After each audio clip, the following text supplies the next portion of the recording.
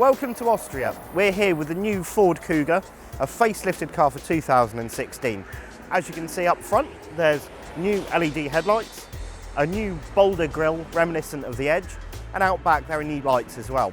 Now inside there's Sync 3, Ford's latest touchscreen infotainment system, and there's also a brand new 1.5 litre turbo diesel engine. Now we're looking at the top end of the range, so the 2 litre 180 horsepower all-wheel drive model with a 6-speed manual gearbox.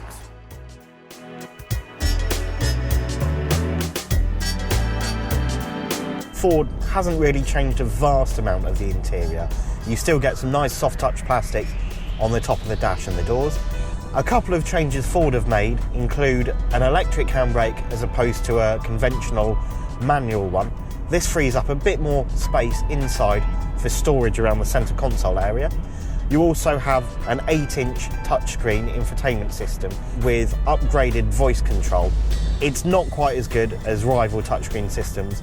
Personally, we'd still rather have a rotary controller between the seats like you get on a Mazda CX-5, but you can't have everything. In terms of the way it drives, like most Fords, you get reassuring steering, which means it's nice and easy to place on the road. There's no wandering about at speed, and very easy to judge where to place the nose of the car. The gearbox is a bit long of throw, but is precise.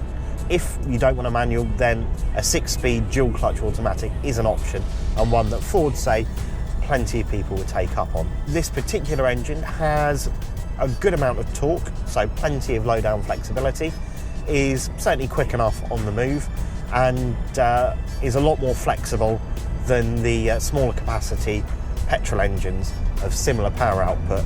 In terms of the handling, this car is ST line, so it receives lower, stiffer suspension, stiffer anti-roll bars, which means it corners keenly, maybe not quite as keenly as the Seat Ateca, but we'd have to put them back to back to know for sure.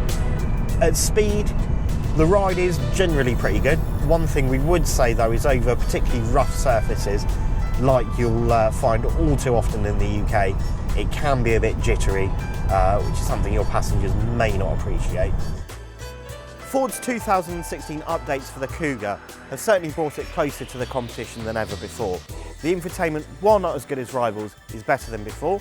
The new diesel engine should appeal to those looking for a bit of economy, whilst sporty ST line certainly adds a bit of handling edge to the package.